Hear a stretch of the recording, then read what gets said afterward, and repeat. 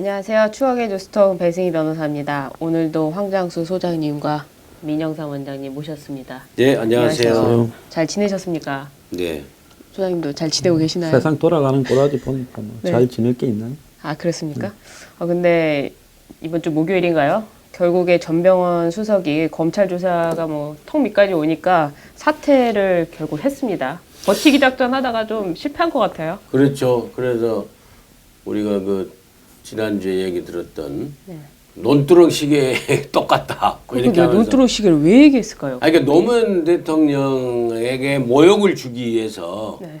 그 검찰이 국정원을 통해서 이렇게 공작을 흘렸다. 모욕 주기 위해서. 아. 그러듯이 내부에서 누군가가 이 전병헌 본인을 모욕 주기 위해서 이렇게 한 게 아니냐. 그걸 갖다가 비유해서 이렇게 얘기를 하면서까지 버틴 거죠. 그러니까 내부에 굉장한 그 권력 암투에 내가 희생양이 될 수 없다라고 버티면서 자기는 결백하다라고 했는데 버틸 수가 없게 상황이 됐나 봐요. 지금 검찰 수사 내용이 지금. 그렇죠? 어떻게 보세요? 그건 좀 변태들 같아요. 어떤 점이요? 옛날에 노무현 대통령 때 논두렁 시계는 정권 놓치고 난 다음에 그 다음에 이제 국정원하고 검찰 관계에서 네. MB가 2009년에 수사를 하다가 당시 대검 중수부의 이인규 중수부장이 수사를 하는데 국정원에서 그걸 좀 공개하라고 했는데 이인규가 거절했지만 네, 어쨌든 거절했죠. 그게 세워 나갔다 네. 이 이야기 아닙니까? 네. 네. 그러니까 정권을 놓치고 난 뒤의 이야기고 이 정권은 지금 정무수석이면 정권의 서열로 따지면 뭐 수석이라는 게 차관급이긴 하지만은 손가락 5개 안에 들어갈 건데 네. 그 정무수석의 현직 정무수석의 그런 의혹들을 그러면 누가 네. 그럼 정무수석이 5등이라고 가정을 합시다. 그럼 네. 1등부터 4등까지 중에 누가 알렸다는 거 아닙니까? 그러면 문재인 대통령이 알려요. 임종석 비서실장이 알려요. 조국이는 좀 센 것 같아. 같은 패거리니까. 조국 민정수석이 알려요. 문정인 특보가 알려요. 요 사람들이 내가 볼 때 그 위에 있는 사람들이라 보는데 네. 그럼 그 사람들 대고 이야기한 거 아닙니까? 원장님 누굴 타겟으로 해서 얘기했을까요? 조국 민정수석이 이제 통상적으로 과거 청와대에서는 그 인사 같은 경우에 네. 법무부 장관이라든지 이런 주요 인사 같은 경우에 비서실장이 이렇게 대법원장 이번 대법원장 같은 경우에도 되게 이전 정부 같은 경우는 비서실장이 이 중책을 좀 맡아주시오라고 그 내부 인사 검증을 통과됐다라고 통보를 비서실장이 이렇게 하는데 네. 이번에 김명수 대법원장 같은 경우는 조국 민정수석 했다는 거 아니에요? 네, 직접 전화했다는 예. 그러니까 네. 민정수석 이렇게 다 하니까 이번에도 왜냐하면 또 임종석 비서실장은 또 이렇게 같이 당에서 알고 그랬기 때문에 하기보다 조국 민정수석이 좀 내가 좀 사정을 총괄하고 있는데 검찰 내부 분위기를 보니까 물러날 수밖에 없는 것 같다라고 이렇게 통보하지 않았을까요? 추측입니다만. 사퇴하기 이틀 전에 그러니까 목요일 날 사퇴했는데 네. 화요일 날 흔히 이런 거는 보면 대통령 오기 전에 네. 대통령이 오른팔이 이렇게 전달하잖아요. 그렇죠. 임종석 실장이 네. 전병헌을 만나서 만났죠. 예. 그 사퇴 문제에 대해서 논의했다라는 이야기가 있지 않습니까? 네. 그러면 전병헌 정치 오래 한 사람일 건데요. 뭐 내가 볼 때 별로 억울할 것도 없지만 본인은 억울하다니까. 네. 그렇다면 누군가 논두렁 시계처럼 자기 이야기를 갖다 공개했다면 전병헌 수석은 지금 여기서 가면 바로 제가 볼 때 수사가 본인한테 들어가면 이 정도면 한두 건이 아니더만요. 만약 지금 나오고 있는 이야기는. 그러면 구속이고 그래서 이 정치는 사실상 끝날 건데 네. 진짜 자기가 논두렁 시계라면 어느 놈이 논두렁 시계를 공개했는지 까야지요. 까고 할 말이 있으면 다 해야지. 여기서 못하면 그냥 가면 끝인 거죠. 그러니까 전병헌 수석 개인적으로도 좀 내가 전병헌 수석 입장이라고 억울할 것 같아요. 뭐 어떤 점이요? 아니 왜 하필 이 시점에? 19대 때 이런 일이고 아니 그럼 우원식 원내대표는 후보 매수한 것에 있어서 해서 지금 검찰 수사까지 다 받고 있는 사람이 다 수사상에 드러나가지고 그 사람의 아들이 지금 보좌관이 할 정도로 네. 그 사람하고 친분 관계가 있는데 왜 우원식 원내대표는 살려두고 나부터 이렇게 치느냐라고 억울하지 않을까요? 그거는 네. 그때 달라요. 달라요. 번호표는 이미 있다. 아. 우원식 원내대표도 최고 권력 실세한테 이 정권에 본인이 뭐 좀 잘못된 게 있을 거고 좀 밑보인 게 있었나요?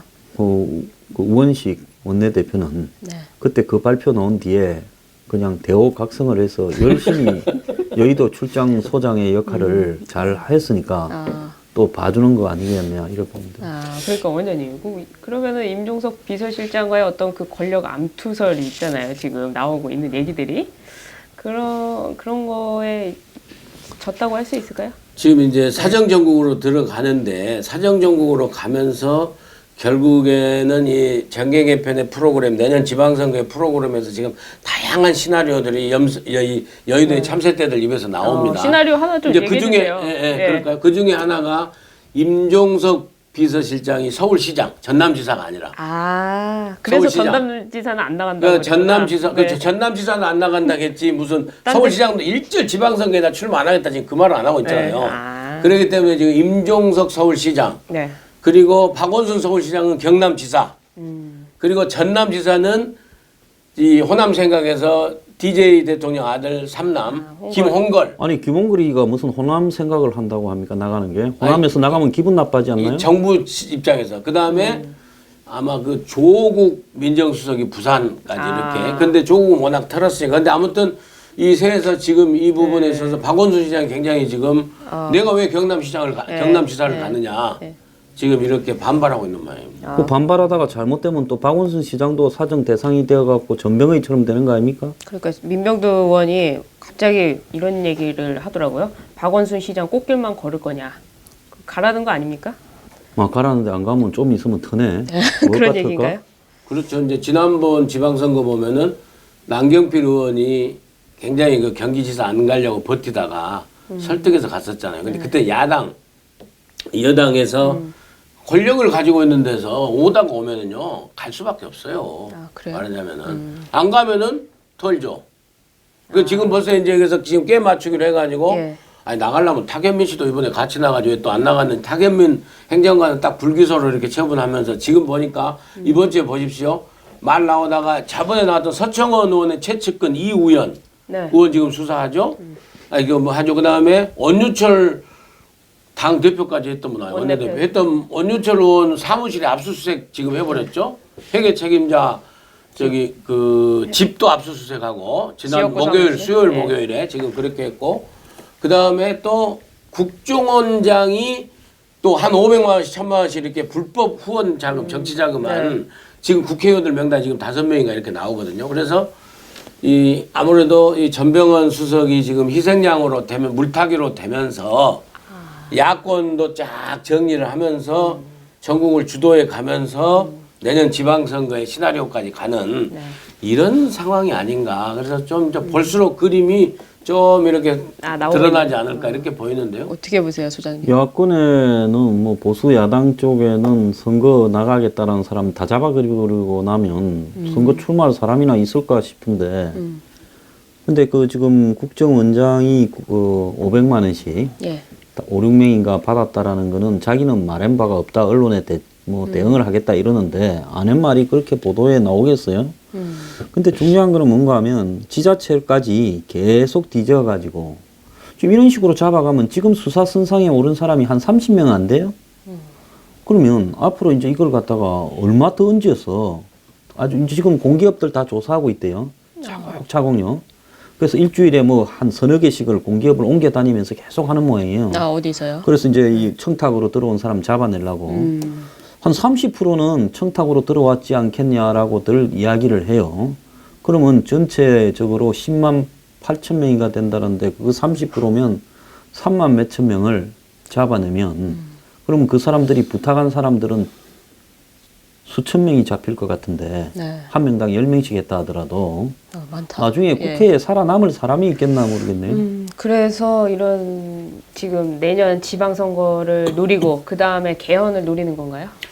아니죠. 개헌은 이제 좀 문재인 대통령 공약이고 지금 수차례 직접 대통령께서 말씀하셨기 때문에 개헌은 가는데 이제 개헌은 내용이고 우선은 지방선거 오기 전에 이제 개헌이 또 마무리가 돼야 되는데 여러 가지로 지금 야권 우리 늘 하는 대로 야권 길들이기 하면서 이제 여권에 좀 물타기 이렇게 가는 것이 아닌가 보여서 똑같아요. 옛날 그 정권 바뀌면 하는 게 똑같아서 마치 이게 운동권 진보 정권으로서 뭐 깨끗하게 잘하는 것처럼 촛불 하면서 막 이렇게 내세우는데 하는 방법이 똑같습니다. 그러니까 전병헌 수석이 오직했으면 뭐 논두렁이 다시 재현한다고 그랬는데 저번에 그 KBS 사장 같은 경우에 그 200만 원 줬다고 흘렸잖아요. 네. 그러니까 노무현 대통령 2억 고급식에 논두렁 흘린 거나 국정원이 KBS 사장 옛날에 보도본부장 할 때 보도협조 요청하면서 200만 원 받았다고 흘리는 거나 뭐가 달라요. 지금 이런 식으로 해서 방법이 너무 똑같아가지고 이게 제가 보기에는 될성 싶은 나무 떡잎부터 알아본다고 6개월 지났는데 이 정부도 저는 펄세 떡실이 엎었다 이렇게 생각을 합니다. 그래서 지금 이제 정계 개편 얘기 같아요. 정계 개편. 네. 그래서 이런 와중에서 네. 그 좀 이게 조롱하는 게 아닙니다. 좀 중진 언론인들이 하는 얘기가 철없는 정치인이 한 분 계시대요. 아, 누굽니까? 안철수 대표 모양이에요. 안철수 대표가 하도 유승민 대표하고 이게 뭐죠 이거 통합을 하려고 하니까 전혀 안 맞잖아요. 지금 중도 보수 통합해서 우리 황 소장께서 아마 우리가 이 뉴스통 처음에 시작할 때인가 두 번째인가 얘기했을 거예요. 아마 안철수 대표는 중도 보수 통합으로서 거기 후보로 나가서 5년 뒤에 대선을 먹으려고 할 것이다. 근데 그 시나리오가 이쪽 호남 중진 의원들이나 다른 사람들에게 눈에 좀 띄었나 봐요. 그래서 너무 저렇게 그 유승민 의원 대표 쪽하고 통합을 하려고 하고 그렇게 하니까 네. 그러면은 우리가 호남 중심이 돼서 나가서 교섭단체를 만들어 버릴 수도 있다. 그 얘기 누구한테 지금 이런 시나리오가 지금 나오고 있는 거죠. 일테면. 누구한테 들으신 거예요? 밝힐 수는 없죠. 혹시 누구한테 들었다고. 아니 혹시 굉장히 책임있고 네. 영향력 있는 아니 뭐 분한테. 건너가 박지원이 네. 뭐 이런 분들이 그런 걸 꾸미고 있겠죠. 근데 뻔한데 뻔합니까? 요즘 정치 아무리 머리 굴려봤자요. 좀 오래 보면 네. 손바닥 위에서 다 보이지요, 수가. 안철수 대가께서 한마디 해주시죠. 난 안철수가 아니 호남 정치는 무슨 호남만 합니까? 안철수가 자기가 지금 호남에서 남아서 국민의당을 갖고 전체 호남의 지지를 받으면서 대선에서 야권에서 후보될 가능성이 0.01%라도 있습니까? 두 번 내다바이 당했으면 정신 차려야지. 세 번 당하면 병신이죠. 그건 정치할 자격도 없지요. 그 안철수 입장에서는 어쨌든 자기가 살 수 있는 방법으로 가는 건데 그 부분 관련해 가지고 지금 저렇게 이 안이 오른쪽으로 가는 걸 막아야 된다는데 저는 호남 정치인들한테 묻고 싶은 게 호남은 좀 보수 성향을 갖고 있으면 호남은 태어날 때부터 엄마 배에서 응애하고 나올 때부터 진보, 좌파 이러고 나옵니까? 아니잖아요. 호남은 왜 보수 성향이나 안보에서 호남은 북한에 반대하면 호남은 안 됩니까? 그런 부분에서요. 굉장히 저는 어떻게 보면 결국 큰 덩치에 붙어 먹어서 좀 있으면 봐요. 100% 떨어져 나온 호남 사람들이 당을 독자 교섭 단체를 해요. 자, 손에 장을 찢어도 그거 안 하고 요 더불어민주당하고 뭉쳐갖고 총선 때 이제 갈 겁니다. 다만 공천을 어떻게 보장해 주는가만 이렇게 체크하려 하겠죠. 결국은요 그게 뭡니까? 호남 패권을 빙자한 국회의원 계속 해묵자는 것밖에 더 되겠어요? 기득권 유지다. 안철수에 대해서는 굉장히 지금 혹평을 하신 건가요? 지금 사회가 제 말을 어떻게 거꾸로 듣으시는 거예요? 그 정치적 의도는 어떻게 될지는 몰라도 그 현실적으로 보면은 안철수 대표 국민의당에 40명 의원 중에서 안철수 대표 난 이제 배지 또 내놨으니까 40명 중에서 비례대표 13명하고 그다음에 안철수 대표 아주 가까운 수도권의 의원들하고 빼고 나면은 한 23명 정도는 23명 정도는 집단 탈당할 수도 있다. 저는 그렇게는 보입니다. 그렇게 되면 이제 당장에 민주당과 합당은 하지 않더라도 또 그 바른정당 이후에 제4의 원내 교섭 단체로서 이렇게 했으면 그렇게 되면은 국민의당보다 오히려 더 숫자가 많을 경우에는 여기가 3원내 교섭 단체가 될 수가 있는 거예요. 그래서 오히려 그렇지 않습니까? 나와도 원내 교섭 단체 40명이기 때문에 21명, 22명만 나와버리면 국민의당이 교섭단체 지위를 잃어버리는 거예요. 그렇기 지금 때문에 그 당에 몇 명이에요? 39명 아니에요? 안철수 그만뒀으니까. 지역구. 39명입니까? 39명일까요? 39명입니까? 오늘 계산 다시 하셔야 되겠네요. 그런데 제가 볼 때 죽어도 못 갈 사람이 이제 비례대표 13명은 못 가죠. 가게 되면 의원 배지 내놔야 될 거니까 거기는 뭐 아무리 호남 정서를 존중한데도 배지 내고 갈 사람은 없을 거예요. 그럼 그 13명하고 더불어민주당에서 문정권 밑에 못 있겠다고 나온 사람이 이현주, 최명길이 아닙니까? 둘이는 못 갈 거고 또 원래 이 자유한국당 이 지금 보수 정당 출신 김성식이 못 갈 거고 그렇게 보면 지금 몇 명이에요? 그 3명이잖아요. 그죠? 그러면 16명? 16은 예. 안 갈 거라는 거죠. 못 가는 거죠. 그러면 결국은 39 중에서 16 못 가면 23명이 네. 갈 가능성이 많고, 그리고 이제 16은 남았다가 지금 저기 유승민 쪽에 11명 있지 않습니까? 그렇죠, 그렇죠. 그 중에 이제 몇 명은 또 다시 가겠죠. 2차, 3차로 한국당으로. 네. 한 서너 명은 글로 갈 거예요. 네. 2차로 체면이 있어서 못 간 사람들인데, 그러면 결국은 한 7, 8명 남을 거예요. 그럼 그 7, 8명하고 그 16하고 합치면 한 20, 서너 명 되니까 또 당을 뿌리겠죠. 비슷하네요. 겨울 되니까 철새 아주 여의도 철새들 이리저리 바쁘겠네요. 정말. 철새도 뭐 별로 좋은 사람들이 아니지만은 네. 요리저리 그 새를 갖다가 도망가도록 막 몽둥이를 들고 너 빨리 저쪽으로 가, 너는 저쪽으로 가 하는 놈들이 더 나쁜 놈 아니에요? 그러니까 하여튼 철새들이 또 잘 되고 좀 보기 민망하고 그러더라고요. 김무성 대표하고 다시 가서 보니까 네. 도대체 참 그 보기가 그렇더라고요. 또 먼저 또 가신 분들은 또 뭐 그중에 또 지금 뭐 당직도 차지하고 하는데 아무튼 국민들 보기에는 여든 야든 보수든 진보든 떠나서 현실 정치인들이 너무 이렇게 왔다 갔다 하는 건 이거는 철새에 대해서 상당히 그 부정적인 생각을 갖고 있다는 것을 좀 유념을 하셔야 될 것이 않을까요? 누가 그런 평가를 하더라고요. 김무성 대표가 탄핵 때 탈당하자고 했었잖아요. 그때 유승민 의원은 원내에서 그 당내에서 그 항의를 하자 그렇게 했었는데 결국에 김무성 대표가 유승민 의원 데리고 탈당한 거 아닙니까? 그래놓고는 네 그렇게 만들었네요. 따라간 사람이 잘못이지. 예? 네. 데리고 간 사람이 잘못한 거 아니에요. 정치는 꼬인 놈이 바보예요. 그럼 유승민 의원이 예? 그렇죠. 유승민이 바보지. 알겠습니다. 저는 말하지 않았습니다.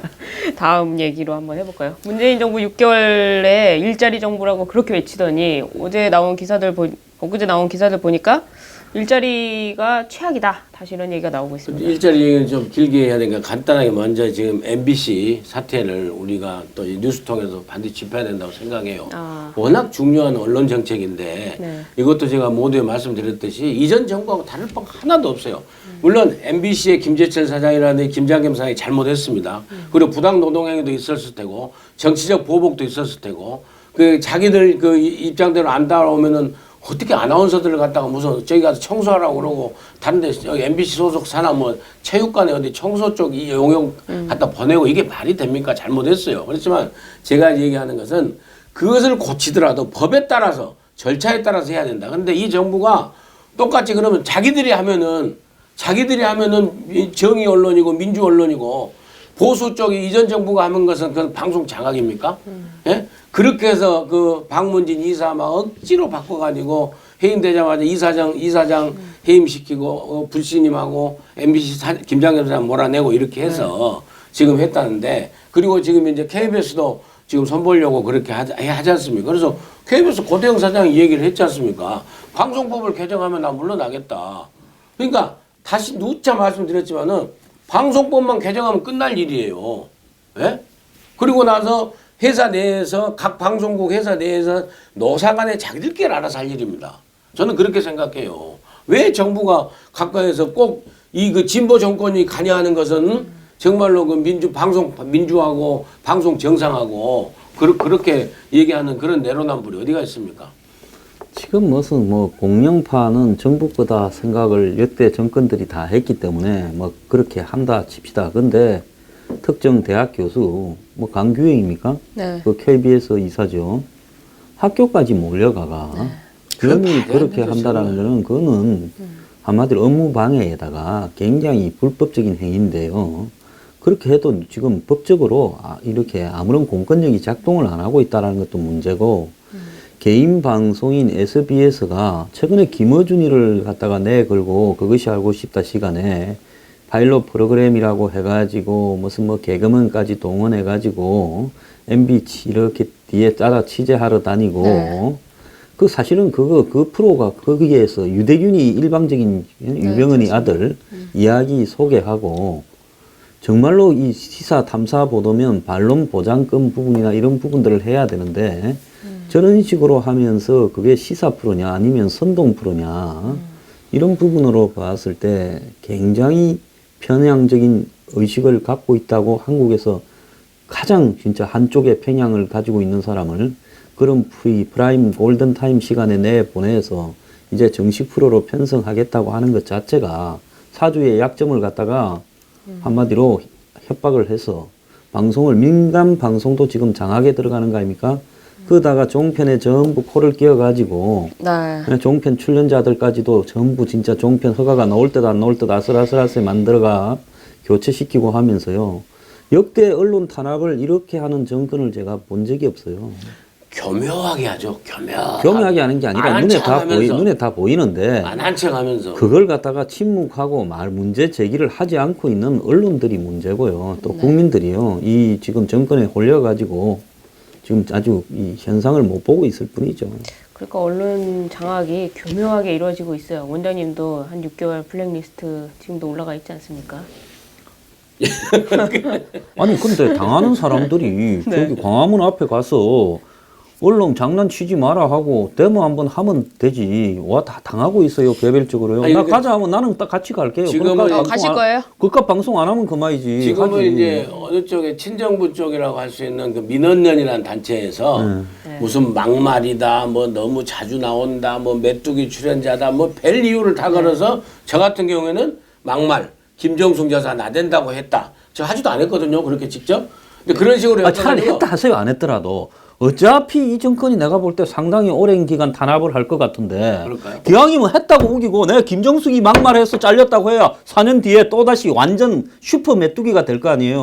나는 4년 뒤에 이제야 말할 수 있다라고 하려고 하는데. 그럼 하려면 했다고 해야지. 안 했다고 하면 아니, 근데 하지도 않았는데 억울하게 저는- 했다면 저는 4년 뒤에도 직접적으로 하지 원장님 않았어요. 말씀이 제가 볼 때 회자가 많이 될 것 같아요. 저는 직접적으로 하지 않았어요. 그래서 누가 농담으로 하더라고. 4년 뒤에, 5년 뒤에 좋은 세상 오면은 다시 아무튼 그 주가가 올라갈 거라고 꼭 그 전두환 대통령 닮아가지고 못했던 사람 네. 있잖아요. 아무튼 그래서 그 종편 방송까지 견하게 출연진까지 저렇게 해가지고 우리 항장 소장도 또 방송 몇 개 더 잘릴지 모르겠는데 몇 개를 해야 몇 개 더 잘리지. 지금 한 개 또 잘리시는 거예요? 그럼 뭐 관심도 없어 나는 이제 뭐 그래요? 어차피 네. 한식에 그래서- 주거나 청명에 주거나 너들 마음대로 해라 하고 나는 방송이 하나 줄어들 때마다 내가 뉴스 브리핑에서 비판하는 강도를 계속 더 올릴 거예요. 그러니까 빨리 나를 다 자르길 바래. 괜히 한두 개 가지고 모가지 닫고 흔들지 말고 우리도 그러면 뉴스 브리핑 한 번 더 나와야 되겠네. 그러면 더 세게 할 거라고. 아, 더 일주일 내내 떠들지 뭐. 오늘 굉장히 과열된 분위기로 가고 있는데 원장님이 방송 얘기를 또 꺼내셔가지고 아무튼 그래서 침착하게 그 진행해 공영방송이나 이 정부의 언론 그 장악 정책이 네. 그 야당의 주장을 떠나서 정말 그 너무 심하다. 교묘한 방법으로 심하다. 그럴 적에 정말 이럴 때일수록 야당이 그냥 나가서 무슨 보이콧하고 이럴 것이 아니라 방송법 빨리 개정하도록 해야 되고 요소야 될 국회 아닙니까? 그다음에 방송심의위원회 이거 세계에서 유일하게 있는 이걸 없애는 대로 노력하는 것이 바로 저는 방송 정상하고 방송 민주화라고 생각하고 야당이 지금은 나설 수밖에 없다. 정신 차려야 된다. 그 말씀을 드리면서 뭐 방송 얘기는 이 정도 하죠. 네. 더 할까요? 잘렸다는데. 지금 야당이 있습니까? 전부 잡혀갈까봐 발발 떨면서 머리 탁 쳐박고 있는 사람들만 있지요. 야당이 없지요. 그러니까요. 아니 근데 다 잡아들인다는데 안 무섭겠어요? 지금 원유철 대표 지금 수요일 목요일 뭐 압수수색하고 이후에 지금 안 알려져만 졌지 지금 오직이겠습니까? 그래서 저는 이러다가는 나중에 정말로 MB 대통령 측에서 노무현 정부를 딱 인수해서 내가 그때 사실은 이런 거 있었다라고 엑스파일 하나 터뜨리면 이 나라가 도대체 나 어디로 갈지 모르겠어요. 그것도 좀 이야기하고 싶은 게, 네. 뭔 조폭들도 아니고 신조폭한테 이 나발이를 뺏긴 구조폭이 너네들 자꾸 나를 갖다가 괴롭히고 내 나발이를 침투하려고 하면 나도 다 깐다. 지금 국민 보는 앞에 조폭들은 그럴 수 있어요. 근데 국민 보는 앞에서 퉁치자고 지금 이야기하는 거 아닙니까? 아니 비리가 있으면 다 가야지 퉁이 되는 거예요. 자, 그러니까 또 이렇게 빨리 안 잡아가요. 지금 보면 이 자유한국당의 친박들 수사를 안 해요. 내가 볼 때 친박이 한 두세 명은 내가 봐도 깜빵에 가서 한 무기징역 살 만큼은 있을 것 같기도 한데 그 수사를 안 해요. 그 다음에 이 뭡니까? 바른정당에 그 대표하던 양반 그것도 수사를 지금 하는가 마는가 몇 달 전에 나왔는데 진행이 안 돼요. 그래서 가만히 보면 보수 야권을 분열시켜서 내부에 집구석 싸움 할 만큼은 또 이렇게 쫙 배열을 해요.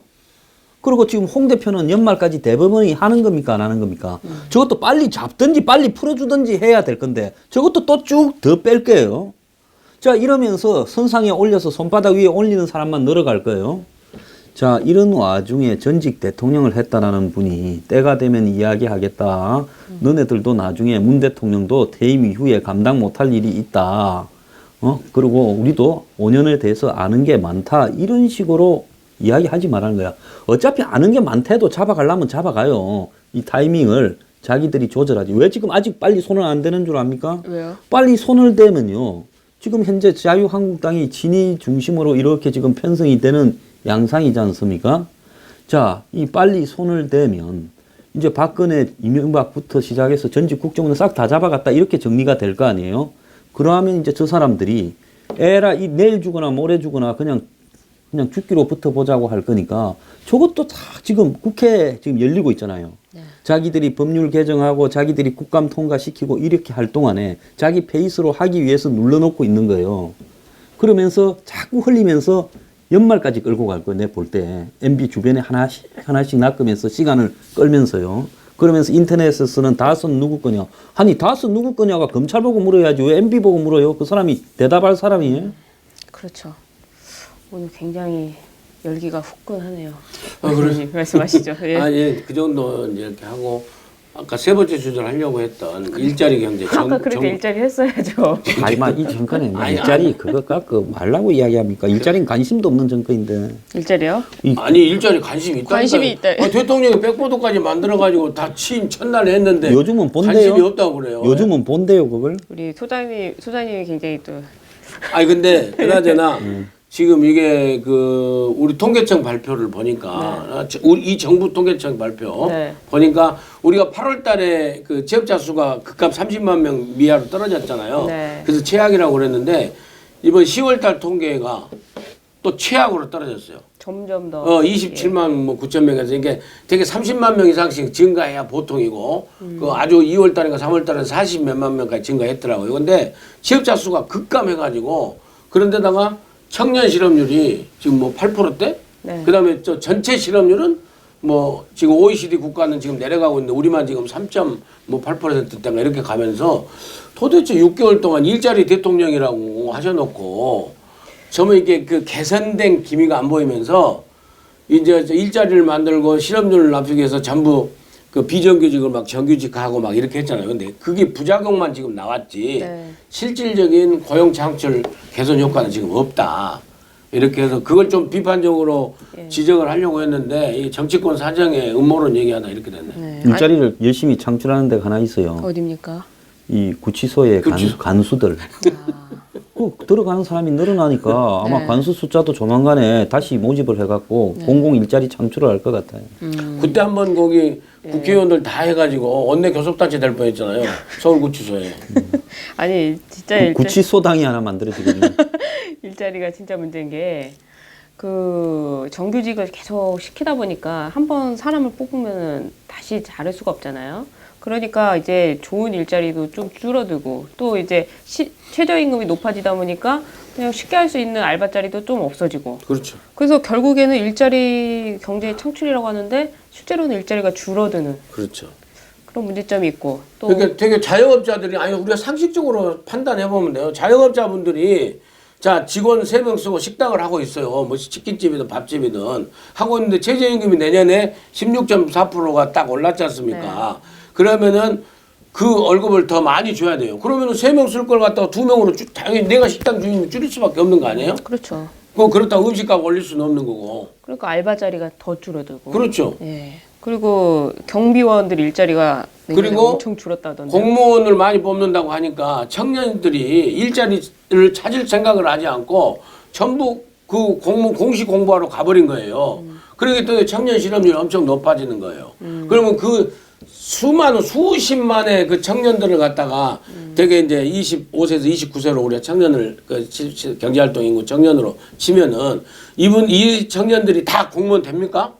결국에는 실업자 논팽이 되는 거예요. 몇 년 3, 4년씩 공부하다가 고시페인처럼. 그러니까 이게 공무원 늘려가지고 저 일자리 창출한다는 것은 근본적으로 안 된다니까요. 근본적으로. 소장님 어떻게 보세요? 한국 국민 중에서 지금 노동을 하는 사람이 한 700만 명쯤 될 거예요. 네. 그러면 그 사람들을 전부 공무원으로 만들려면 예산이 얼마나 필요할까 이런 생각을 해봤는데 전 국민의 공무원아. 네.